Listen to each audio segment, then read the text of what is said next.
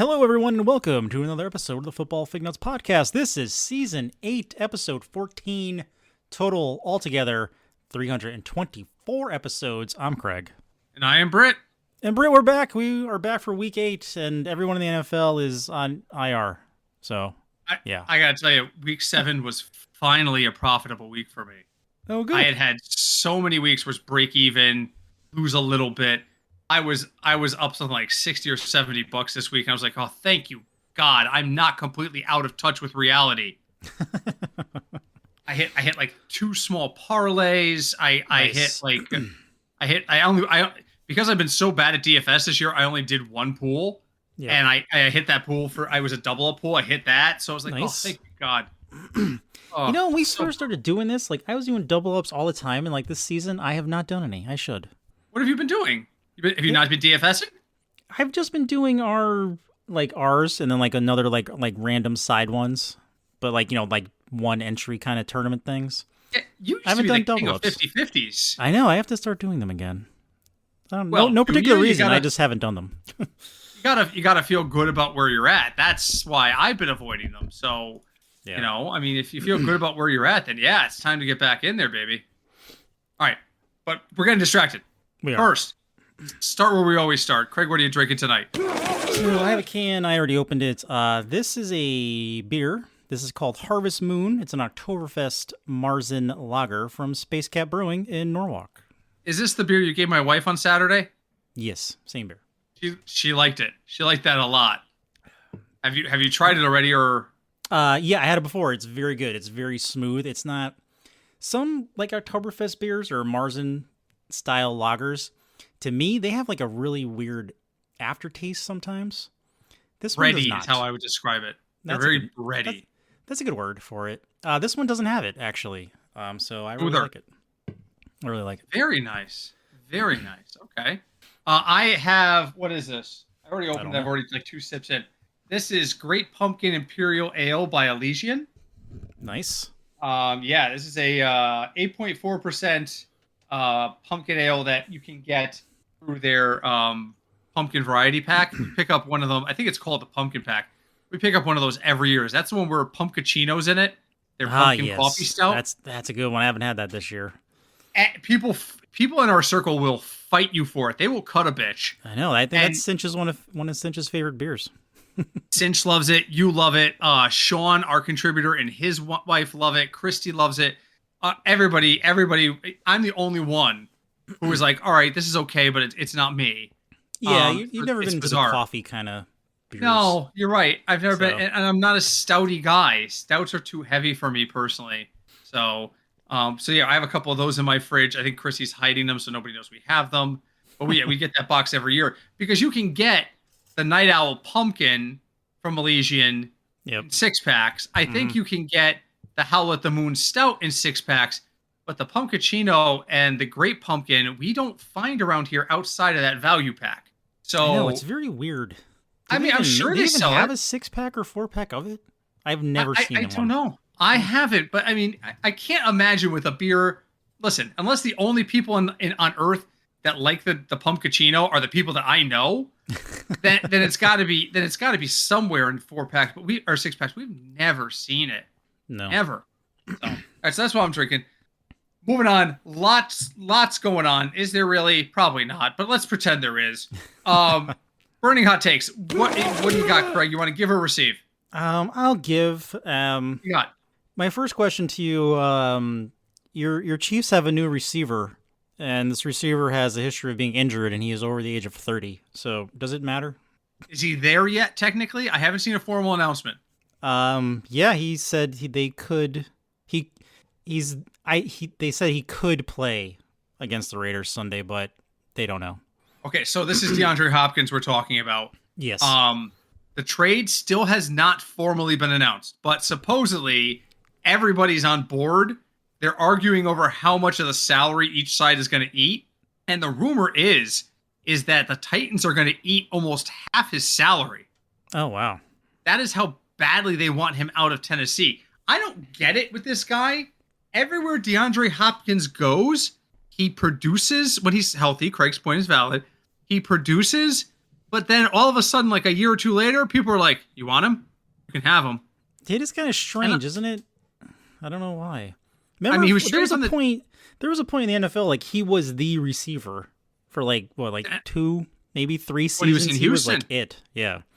And then Houston. Then I don't know what happened. Bill O'Brien came in and had like this whole like morality thing with him because DeAndre Hopkins had like something like 7 or 8 kids with like 6 or 7 different women. Oh, that's right. Right. And supposedly that didn't sit well with Bill O'Brien, but we never heard anyone say the quiet part out loud. So they sent him to Arizona, and then he played in Arizona, and then Arizona quietly shipped him to Tennessee, or he left as a free agent without them trying to stop him. And then now he's in Tennessee, and he's played about a season's worth instead of Tennessee. And all of a sudden Tennessee's like, we are willing to eat half this guy's salary to move him on. And KC is like, we'll take him. I don't know. There's something weird. It's just something weird about it. I love this idea of this trade. The Chiefs are riddled with season-ending injuries. Pacheco done for the year. Rice done for the year. Xavier Worthy is emerging, but is very clear he is not ready to be the guy in the spotlight. He is going to work better as a number 2. Mm-hmm. I think adding DeAndre Hopkins actually makes Xavier Worthy worth more. Pardon the pun. So I like it. I think he can produce. Will he play this week? I have no idea. The Chiefs are playing the Raiders, and the Raiders are horrendously bad. So I don't know. We'll have to see how it shakes out. I'm pleased with the move, though. Do you think this is a good move? I think it is a good move for the Chiefs because, like you said, the receivers are broken, and fantasy-wise, as crazy as it sounds, the Chiefs have not been that valuable fantasy-wise. Like, not terrible compared to their history. This season's been kind of bleh fantasy-wise. Patrick Mahomes in CBS's standard system, and standard doesn't mean standard scoring. What they use is their regular scoring system, has 100 fantasy points. Do you know who else has exactly 100 fantasy points? Daniel Jones. Wow. All right. At this point in the season, right now, on October 24th, 2024, Patrick Mahomes on CBS Sports has been the same level of production as Daniel Jones. That's wild, right? And I don't think the Giants have, I don't know if the Giants have had their off week yet, so they may have an extra game on them. But listen, that should never be. That should never be. And it's not like it's Daniel Jones has been up there. It's like they're like tied for like QB 22. Mahomes has not produced from a fantasy perspective this week. I was talking about this with my friend Terry Zhang in his Twitch stream today. And he was like, what the hell does Mahomes care? Because Mahomes is also tied for league in interceptions. He's thrown 8 this year. That ties him with Gardner Minshew and Jordan Love for the most interceptions in the NFL. And Terry was like, well, what the hell does anybody care how many interceptions he throws if he keeps finding a way to win? And I'm like, that's the thing. Mahomes is not a stats guy. Mahomes is I want to keep playing in Kansas City, and I want them to keep driving dump trucks full of money up to my house. And that means the only thing you have to do in Kansas City is win. Mm-hmm. That's it. True. You win, they will keep giving you money. That's all they care about. It's usually how it works. They don't care how ugly it is. Does anybody sit here and go, well, Mahomes isn't that good? Do you remember that comeback he had to make against the Buffalo team with like 20 seconds left? And, oh, man, if he was that good, they would never been in that position. He pulled it off. That's all they freaking care about, guys. Not every person is out there about how many balls get thrown their way. Patrick Mahomes has a different perspective on the game because he can afford to. He's got, 3 Super Bowls under his belt now? He's played in 4 and won 3? Yeah, they won back-to-back, and then they won back before, back at the start of COVID. So, yeah, they've won 3 of the last 4 Super Bowls. Guys, chill. Anyway, so I think going back to this, I like DeAndre Hopkins coming. I got on the sidetrack there, but yeah, I think it's gonna be good. I'm not worried about the injury history. Listen, it can't get any worse, right? It's a mass unit already, so pretty much. You might just have like the helicopter and music playing over the stadium. Yeah. Yeah. My question for you is going to be about both the trade deadline or the Chiefs, because I always prepare too. So let's go to a trade that has suddenly become, as the deadline looms, a topic of conversation, and that's Cooper Kupp. Reportedly, the Rams are looking at trading Kupp, and there are people who think in the industry that means this is Stafford's last year as a Ram. Craig, Okay. Cooper Kupp, does he have realistic trade value out there? For another team? I think he does. I would put him the same as at this point. Excuse me. As the DeAndre Hopkins trade, he has a clear. He's very, very good, but he has a clear injury history, so that kind of throws up some flags, especially with his last injury. I agree. So can he still play? Probably. For how much longer? Depends where he goes. I would say another 2 or 3 seasons, maybe, if he's on the right team. I did hear rumors that the Steelers wanted him, and I'll be honest, out of all the divisions that he could go to, he should not go to the AFC North. The AFC North is a very violent division, and I honestly don't know with his injury history if his body can handle it, especially in the weather after mid-October. So there's teams I think he can help. Yes, he should probably just go to somewhere warm or in a dome. I would agree. Kupp's got 42 points on the season. Just to put that in perspective, there's like 5 guys on IR with more points than that this year. Really? Rashee Rice being one of them. Oh, wow. You know where he should go? The Jets. He should go to the Jets. Can we stop talking about what the Jets were going to do this year? It ain't happening, kids. Oh, it's going to happen eventually. Probably not. Maybe. It's not going to happen. Rooting for the Jets has become like being a teenager at a prom and you see one of the chaperones is Matt Gaetz. It's creepy. It's going to walk towards you and there's nothing you can do to avoid it.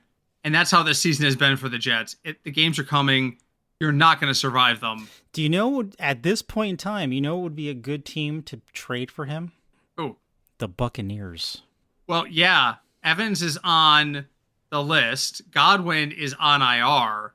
Yep. So now they have Cade in their tight end and like rookies.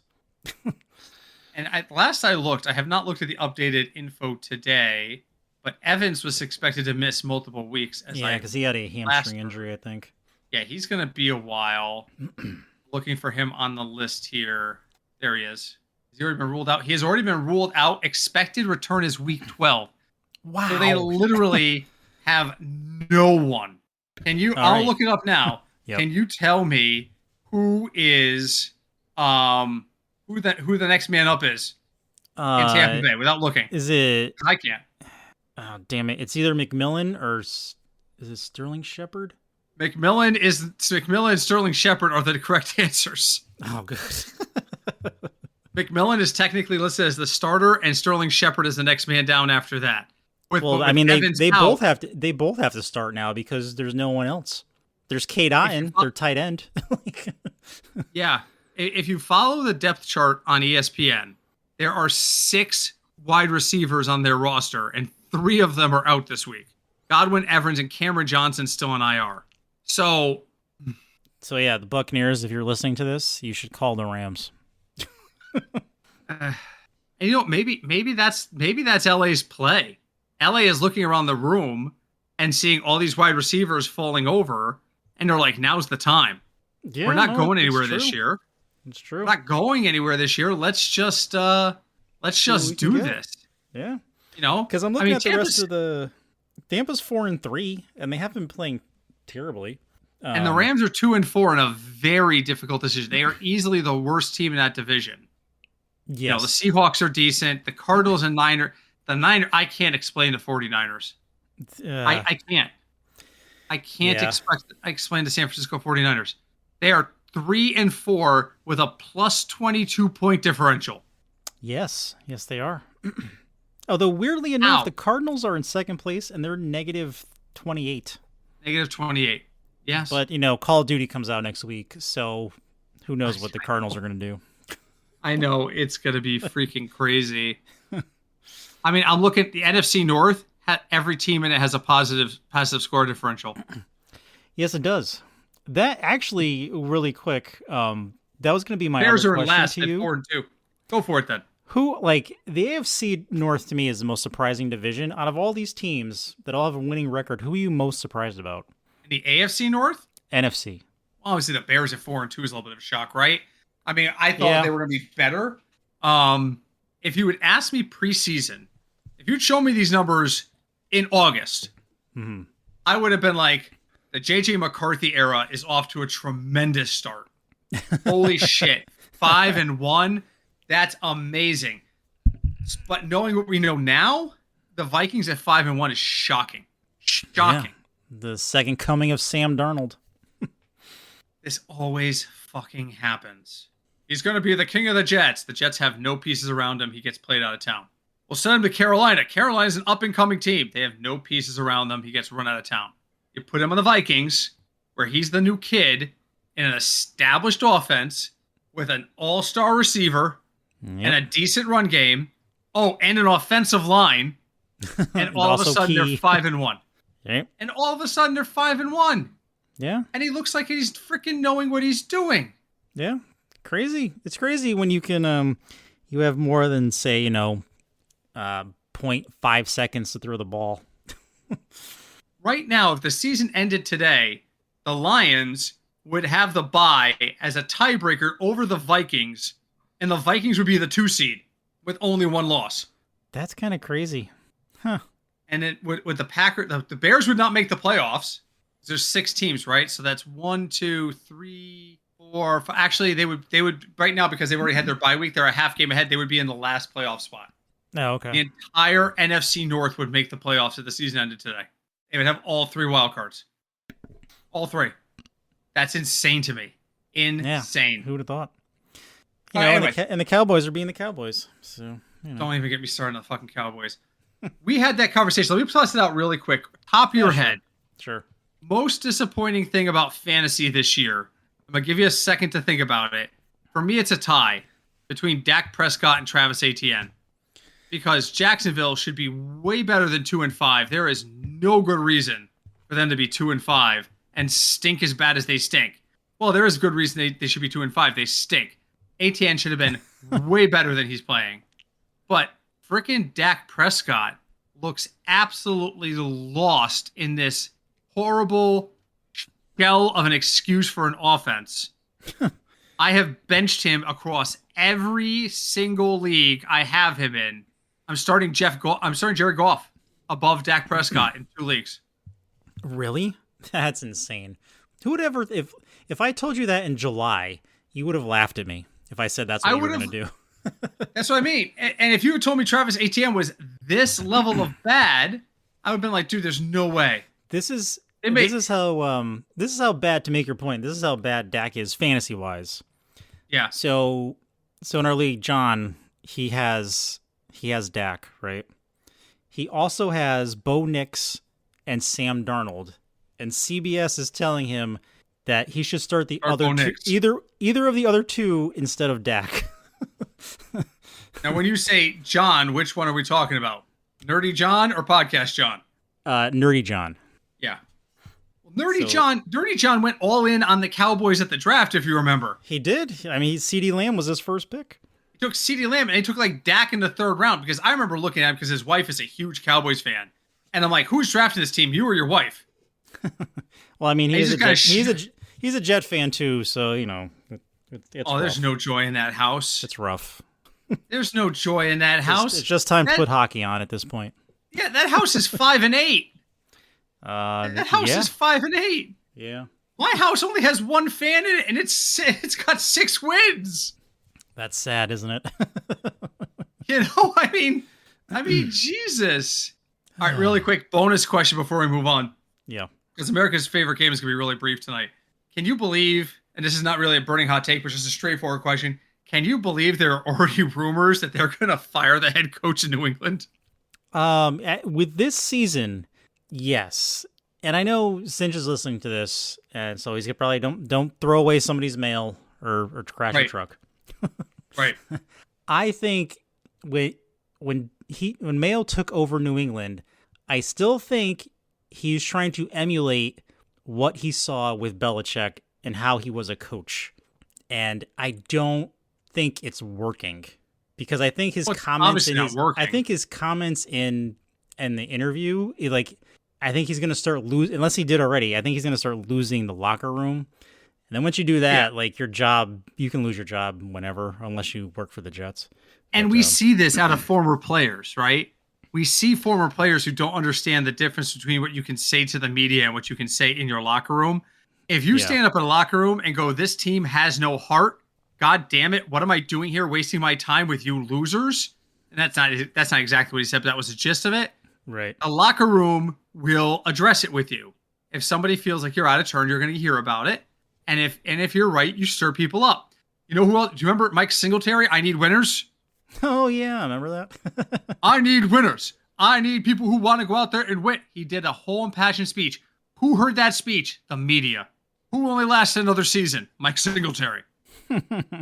Yeah. Coaches are replaceable. People don't get this. In 90% of all cases, coaches are more easily replaceable than players. Not necessarily in New England's place. New England's got a lot of rebuilding to do. True. They are the second lowest. They have the second worst point differential in the league. Really? Behind only the Panthers. Yep. They're being outscored by 76 points. That's more than 10 points a game. They're being outscored on average. Wow. I don't know how this team won a game. I'm saying that Panthers to be rude. Are minus 133. Oh, the Panthers can't get out of their own goddamn way. The Panthers can't get out of their own goddamn way. But, this is the cycle of the NFL. Everybody remember 20 years ago when the New Orleans Saints fans were wearing paper bags to the game and writing ain'ts on the front of it? Remember that? And then remember the season. Yeah, remember the season they went like 8-0 or 6-0, and everyone was excited. Under Wade Wilson. Yes, and then they lost. Under Wade fucking Wilson. Then they lost every single game the rest of the year. Yep, and they didn't make the playoffs, but all of a sudden they were the team to watch for a while, and that's when I'm drawing a blank on his name. The guy who was the coach, who was the huge Elvis fan, who thought Elvis wasn't dead. Damn it! Who's that guy? You have to look it up. I don't remember. New Orleans. I'll know at the moment I see his name. Saints coach. I got to type with one hand here. Coach list search. Yeah, there's another guy. He is absolutely on Dennis Allen. Absolutely on the hot seat. Absolutely on the hot seat. Oh wow! Look at some of these guys from their earlier history. Hank Stram was there. Oh, yeah. Bum Phillips. Wade Phillips. Jim Mora? Oh, that's right. Oh my God, Jim Mora did coach the Saints for 10 years. Playoffs? That was when he was with the Colts, though. Oh, I'm sorry. I'm getting confused with the guy from the Falcons. Oh. The guy I'm thinking of was the coach of the Falcons. He wasn't the Saints coach. Sorry, my bad. Although I have to say the Saints, they had one of the most memorable games I have ever watched. It was what they missed pass interference call in the playoffs. Yeah. From what was that, Jesus, at least 10 years ago now? Oh yeah. And don't forget, so I'm looking at their coaches' win percentages real quick before we move on to America's favorite game. Trivia question. They only have two regular coaches, because Joe Vitt doesn't count. He was interim because Sean Payton was suspended. They only have two coaches who have a career record with the club over 500. Okay. Obviously, the first one's Sean Payton, right? Because I just dropped his name. Right. He won 63% of his games there as head coach. Okay. Can you tell me the other head coach who actually won more than half his games there? Oh my God. And here's your hint. Your hint is his name has already been dropped. Wade Phillips. No, Wade Phillips only coached 5 games there, and he was 4-1. Oh, damn it. Bum Phillips. I'm sorry, he was 1-3. Bum Phillips only won 39% of his games. He went 27-42 across 4 years. Wow. All right, who was it? It's Jim Mora. Oh, yeah, that's right. He's there 11 years, like most of. Jim Mora was 93-74 as the Saints coach. That's not terrible. That's a winning percentage. Unfreaking believable. Wait, was he with the Colts before or after the Saints? I think after, right? Hold on. And now, isn't his son a coach at UConn? No, yes. No, he went from the Saints to the Colts.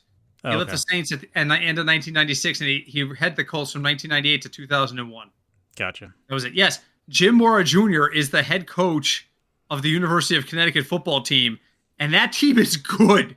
Are they? I haven't paid attention. Really. They lost their first 2 games, and they haven't lost since. They're 4 or 5-2. Oh, good for them. I got to look it up now. I went to a game a couple weeks ago with my nephew and my brother-in-law, and it was dominating. I'm like, what the hell? This team. Wow. Good for them. Yeah. I'm looking to see. Standings. They are 4-3. Oh, did they lose this week? What's the loss this week? They lost by 3 to Wake Forest at home. Oh. Jim Mora Jr. is giving it to. Oh my lord. Okay, this is what happens when I don't pay attention for 2 minutes. I miss Jim Mora Jr. giving him what for. Jim Mora Jr. said, quote, "It would have been nice if it was a level playing field with the ACC officials out there today." Holy shit. I don't think he's allowed to say that. At one point, he got caught on camera saying that's a horse shit call. I love him. Oh my God, I love his fire. I love his fire. This is what happens when you come from a football family. And this is the thing. So you don't have to worry about a commissioner coming down on you because UConn's not aligned. They're an independent team. Oh, I didn't know. I didn't realize that. So they don't have to worry about the ACC commissioner calling them and going, "I'm going to fine you for those comments." Oh, all right. Oh, here's the quote. "I'm proud of them for fighting back. We've got to make sure we put ourselves in a position where it doesn't come down to one play where an ACC officiating team makes a horseshit call against an independent. And that's up to us to play better at the start of the game so it doesn't come down to that call, which was defensive holding and pass interference." And that's what I told him. "And we're going to come back and we'll fight. It's honest to play better, but it would sure be nice if it was a level playing field." Holy shit. Wow. I love it. That was direct. That's a direct quote. Playoffs. I love them. All right, we're now I put us behind schedule. America's favorite game, really quick. This one's going to be easy. America's favorite game is where we try to find DFS values by identifying high lines in the betting and avoiding low lines in the betting. And this week, there are no games over 50. Dun dun. Done. So, Craig, you only have to identify 2 games under 40. All right. And these are games we're going to actively avoid the players in. Okay. I think this week is pretty straightforward. Okay. So look at the schedule and tell me what games have lines under 40. Let's go Jets, Patriots. Well, and by the way, we're recording on Thursday. Vikings, Rams is not in this calculation. Oh, okay. Out of fairness to you. That's a 41. Oh, come on. Really? It is. I don't know how it's a 41. Okay. Because when you first said it, I went, oh man, did I miss one? Nope. It's a 41. All right. By the way, this week's lines come from the consensus rankings of sportsline.com. Okay. Strike one. 2 more games out there. Come on, what do you got? Damn it. All right, let's go Giants, Steelers. Absolutely. 36.5. Listen, I don't know. The one parlay I lost this weekend was me taking the under in Jets Steelers. And then I wake up the next morning and he scored like a combined 67 points or some shit. Yeah, well, Breece Hall is still good. So I'm like, what the hell is this? So anyway, all right. So yes, that's correct. 36.5. So if you need to be told, you're being told, avoid Giants and Steelers players in your DFS lineups. All right, you got 2 strikes left. 1 more game. It's a 39.5. It's yuck. right on the line. Can you tell me who it is? Oh, man. Let's go Carolina, Denver. That's a great guess, but it's strike 2. Oh, come on. Carolina, Denver. I got to scroll down the list here. Denver's not playing Carolina, sir. They're not? Denver's playing the Ravens. Carolina. Oh, wait a minute. What? Are you in like last year's schedule? No. Oh my God. This has got this week and next week on it. Oh. All the way out through November 3rd. Okay. It's still wrong, but the other the other game is on November 3rd, so we can't count it, which means you got the only one right. Oh, all right. There's only one game this week under 40, and it's Giants Steelers. Yay. I won't tell you who the other one was, but it's scheduled for November 3rd. Oh, all right. And that's why. Okay, all right. All right. We won't use this side. All right. Then, out of my own curiosity, what is the Carolina Denver game?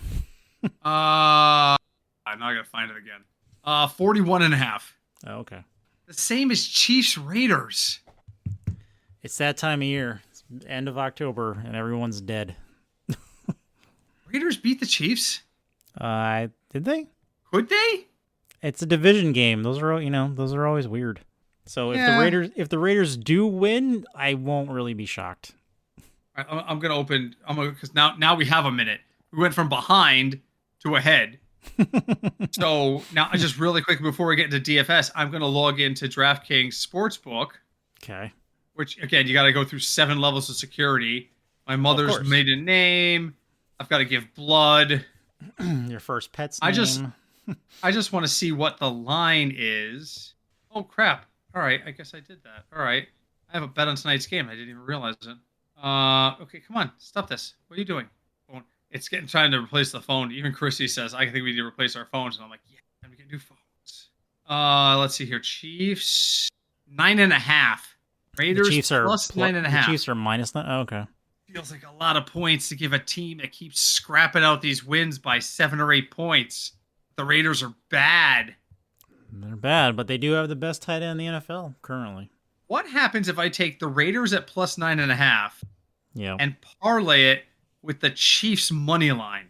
I don't think you can do that. I can, because it's opposite sides of the ball. I couldn't take the Raiders plus 9.5 and Raiders to win the game. I don't think it'll say, oh, you can't do those 2 bets. It's only a plus 198 parlay because the Raiders, the Chiefs are such favorites on the money side of the ball. But I wouldn't be surprised. I would not be surprised that happened. All right, let's get on to values. I'm tired today, man. It's been a long week on this end. Let me tell you. And tomorrow night's the Halloween Hootenanny. Oh, that's right. That's right. So so you're doing it so Sean forgets about the Mets not being in the World Series. Is that why? Yeah. I 2 things I don't want to talk about with him tomorrow night, and it's work and the Mets. That's it. In that order. So, and to give folks plenty of heads up around Thanksgiving, look for announcement. Craig will be doing the holiday Hootenanny on my Twitch channel, and we'll definitely promote it on the podcast. Craig is going. I forgot. I had already picked a movie. I originally told Craig he was going to watch a bunch of Christmas shorts. No, you are watching Wizzo the Clown's Christmas Cavalcade. Oh dear God! And which will answer the question: if you give a local TV station guy a job as a clown, and then tell him he's got to write, star in, and execute, basically produce a children's special, this is what happens. So, what? All right. Just so I know, so I'm prepared. He's already scared. What is the percentage? What is the minimum percentage of beer that I need? Well, that's part of the joke too. The running gag is that Wizzo the Clown was tanked throughout the entire filming.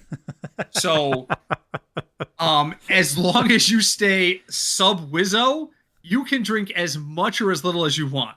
Oh, all right. Okay. I plan on bringing a 4-pack to the Hootenannies of 16-ounce craft cans. Okay. And some Gatorade, because I gotta be awake the next morning. You gotta hydrate. Or electrolyte. They have it for adults now. Yeah. So tomorrow night we'll be watching Ouija Shark. Yeah. Anyway, I got us distracted. DFS this week. I am looking for value in all the wrong places, and honestly, the best value option I find out there, and I hate that I love this, is Caleb Williams at 6,000. That's not terrible. No, Caleb Williams. Wait a minute, what is this? I don't know what you're doing. What is that? Oh no, I'm looking at the wrong thing. Okay, no, Caleb Williams at 6,000. The only other guy out there that really interests me is Kirk Cousins, but he's 6,200. Mm-hmm. So I think I'm gonna roll Caleb Williams. Chicago at Washington should be a really interesting game because both these teams are outperforming their initial expectations. They have the 2 starting quarterbacks that came out of the draft this year. I think Caleb Williams brings his A game. I am rolling with Caleb Williams this week in DFS pools. What do you like? That is not a bad play. I do like Kirk Cousins to save money at 6,200. If you're gonna pay up, I kind of like CJ Stroud at 69 because, listen, everyone who plays sports, no matter what sport it is, has a bad game or day. CJ Stroud had a terrible, awful time versus the Packers. But this week he's had a terrible season, though. I mean, he's averaging almost 17 points a game, but Nico Collins is gone. But he's playing the Colts, and they're not good. So it's because of who he's playing, really. And the Colts are 4-3 despite their attempts to kill their quarterback. Yeah, I mean, like their offensive line is not good, and their secondary is not good. So, all right, but yeah, I can see it. Running backs. There's two names that everybody's talking about. One's cheap, one's super expensive. The cheap one is Devon Achane. He's only 6,200, and yeah, that's not really cheap, but it's below the average there. I've got him pegged for 16 points, which is just short of 3x. The name everybody's pushing this week is Breece Hall. Breece Hall is 7,300, but he's playing in New England, and they are bad. They're bad, and the Jets are bad. And the Jets are finally starting to realize that Aaron Rodgers is not maybe good for getting. Well, if the answer is who's the guy in the locker room most likely taking ivermectin right now, the answer is Aaron Rodgers. But if your question isn't about ivermectin, then no, he's not the answer. So yeah, I'm going to avoid Breece Hall. I'm also not buying into the Kareem Hunt hype yet. I've been seeing that this week. Everyone is big on Kareem Hunt because they're playing the Raiders. And because he had 2 touchdowns last week and he almost had a third. He had a third called back by penalty. The Chiefs clearly want to get him the ball. They want to try and loosen up the offense a little bit. At 6,300, he's attractive, but I'm not sure I'm there yet. I'll probably use him unless there's somebody else that jumps out at me. So who do you like at running back this week? So this week there's a couple people I do like, but they're a little expensive. Not expensive. They're like mid-range. They're like mid-range. I do like James Conner this week against Miami, because Miami's run defense is not good. Tua is allegedly coming back this week. Oh Jesus! Does he last the whole game? I don't know. But James Conner is $6,500. He's averaging almost 16 points a game fantasy wise. So I do like them. Then there's my buddy. There's my buddy J.K. Dobbins. He is 6,900. He's having a good year. He's having a good year, and he's playing the Saints. The Saints are not a good team. Are not good. The other person I do like, if you want to save a little bit more, is Javonte Williams. He is 6,000. 6K? 6K. He's playing Carolina, and as we all know, Carolina is not good. I just don't know what to make of Denver. I just don't. Denver's weirdly fantasy-wise, the last 3 weeks, Bo Nix has been pretty good. It's very odd. No one's really paying attention to them. So in the wide receiver ranks, there is one guy that absolutely jumps off the page to me, and it's Cedric Tillman. And that is, last week he had his first full week as a starter against Cincinnati. He had 14.1 points. He had more receptions in that game than he'd had in targets in the first 6 games of the year. Now, the question is, do you think they're going to continue to target him? I don't see any reason why they wouldn't continue to target him. Mm-hmm. He had a 23% target share, which is normal for a starter, and a 31% what they're calling first read share, which means that's the first guy the quarterback looks to. So he's getting looked at. So is David Njoku, and David Njoku had a really good game last week too. So I like Cedric Tillman, and I like the fact that he's only 3,300. Outside of him, I'm probably going to end up going a little more expensive because I just don't like what I'm seeing. I'm pulling up another list so I can take a look. See, I hate when the computer does this. I tell the computer to sort by value, and it automatically assumes value is the highest value possible is 0.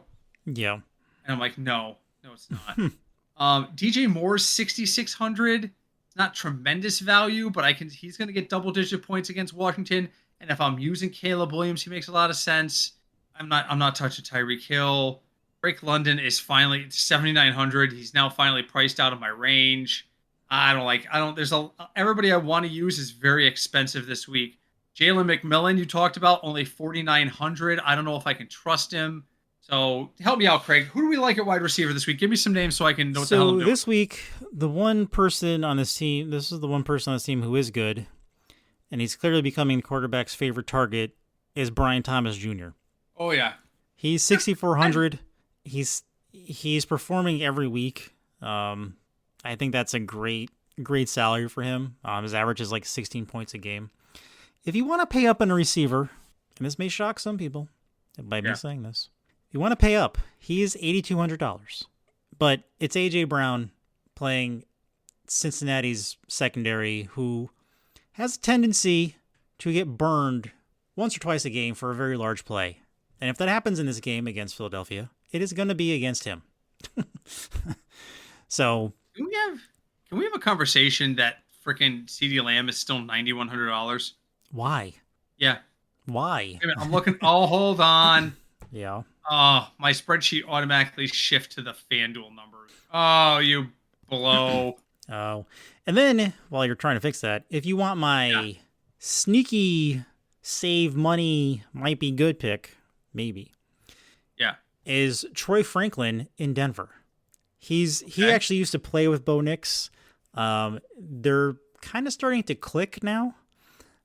So his reception count is going up. Like last week, he had 5 receptions for 50 yards. But I think this week, especially them playing Carolina, I think he could have a good week. And he's only $4,100, which will save you money for your flex spot. Indeed. Talked about Cedric Tillman. What's the deal with T. Higgins? What about him? Guy? He's 6,500. Can you trust him at 6,500? I think so. Yeah. He's the other target. When Jamar Chase is double and triple teamed, like T. Higgins is getting the ball.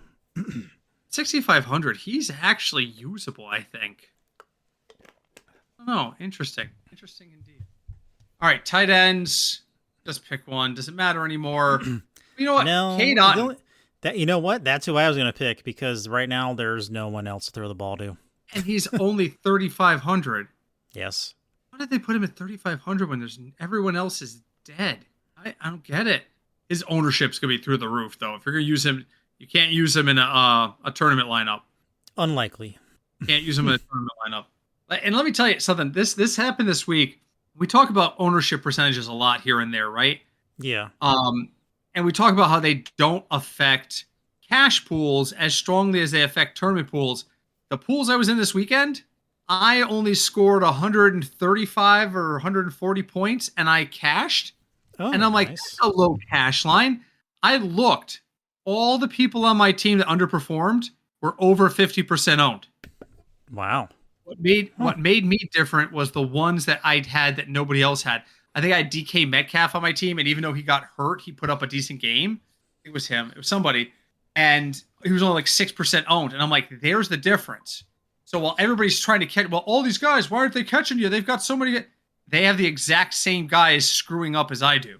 So there is something to be said for percentages in cash games. It's just not as clear cut as is in a tournament game.